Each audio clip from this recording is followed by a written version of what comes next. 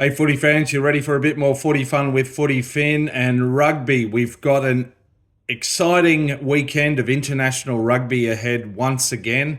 Headlined by the Rugby Championship, the world champion Springboks up against the All Blacks once again from Cape Town, and the Wallabies up against Los Pumas in Argentina in Santa Fe. Look, today I just want to preview and run through the Wallabies squad, which Coach Joe Schmidt has announced in the past 12 hours or so. Number of changes here, which is interesting given that the Wallabies are coming off a win. Some of them evidently were injury enforced, others not necessarily.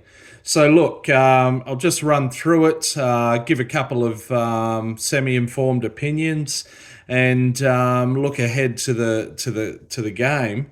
Running through the starting 15 from 15 through to 1, fullback through to front row. Andrew Callaway shifts from the wing into fullback to replace Tom Wright. Not sure of the reason there. The wingers are Marika Koriambete again and Max Jorgensen. Now, Max Jorgensen, I think, has just turned 20. He'll make his run-on debut, I think. Look, if you see my recent videos, and I can expand on this another time maybe, but this is one that I don't really agree with. I think this is a case of a young fella whose father was a Wallabies player, albeit just a couple of tests, and played for Randwick, has had a favoured run through the system. But anyway, he's set to make his debut. All the best to him. In the centres, Hamish Stewart and Len Ikitau once again. That's unchanged. Stewart, of course, played his first test, a great test to get a win in. The Wallabies' first win over higher-ranked opposition in a test match in over 2 years, I believe. In the halves, we've got Jake Gordon once again, but Ben Donaldson comes in at fly half. Noah Lolesio evidently picked up a bit of an injury in the game last weekend. There's still differing opinions over Lolesio and how long do you give him. He's not really performing, still kind of stuttering at this level. My own personal view is that if he's fit, keep starting him, keep giving him a chance at least until the end of this year, until the Northern Hemisphere tour in November. If he hasn't proved himself worthy of that 10 jersey by then, by all means, cut him. Anyway, that's my view, but Ben Donaldson will start this. He's got 11 tests under his belt. Let's see how he goes at fly half. Harry Wilson, once again, is number 8 and captain. Breakaways, Rob Valentini and Carlo Tizzano. No changes there. Carlo Tizzano did particularly well last weekend in only his third test, I believe it was.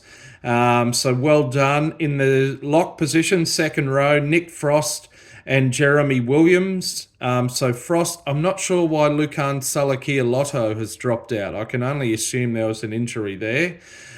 Williams, I believe, originally from Sydney, but is the captain of the Western Force. Incidentally, we got a few Western Force players. I think we've got at least 4 in the starting 15, if I'm not mistaken, or in the 23. So Frost and Williams in the second row. The front row, unchanged from last week, Angus Bell, Matt Fassler and Taniela Tupou. So, yeah, very good front row. I'm very confident with those two props in particular, and not only their scrummaging ability, but their movement around the park, including with ball in hand. So happy with that. Similarly, on looking at the bench, I'm happy with the reserve props as well. James Slipper, 138 tests, and Alan Alatoa, 73 tests. So James Slipper, I believe, will, if he gets on the field, equal George Gregan's Wallabies number of caps, number of tests this weekend. So that's a great achievement. So just on terms of props, I think this is the first time ever that if we look at pure scrummaging ability, I look at our starting 2 props and our 2 reserve props and feel pretty confident, pretty secure that at the very least they'll hold their own. This is a new feeling for me as a Wallabies fan and for many.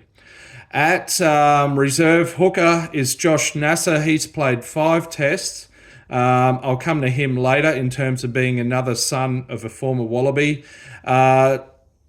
Lock, Josh Canham, who originates in Sydney, I believe, but has played with the Melbourne Rebels, could potentially make his test debut if he comes off the bench. And Langy Gleeson, the other back row sort of cover there, 7 tests.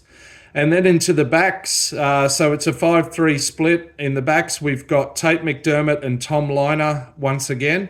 So we've seen this before, some earlier tests. They both play for Queensland Reds. So I think the idea is that their halves combination comes on later in the game, and Joe Schmidt and his staff are relying on their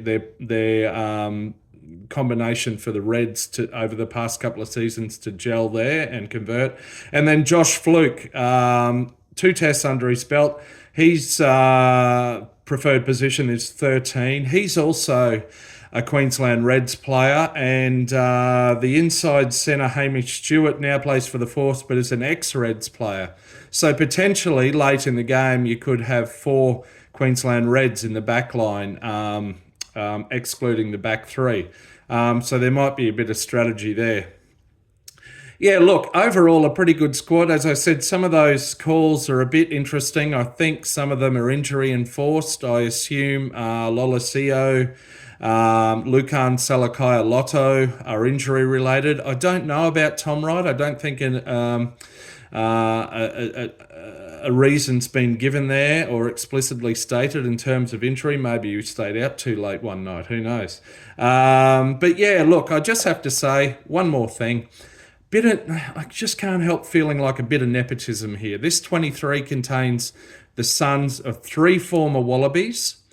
I'm not fully convinced that any of them in their own right have earned their spot in this team compared to others. And looking at Jorgensen on the wing, let's look at Corey O'Toole from the ACT Brumbies, or young Ryan. Is it Tim Ryan for the Reds, who in the second half of the season scored some electrifying tries? Corey O'Toole, I think, played at the Olympics for the Sevens team.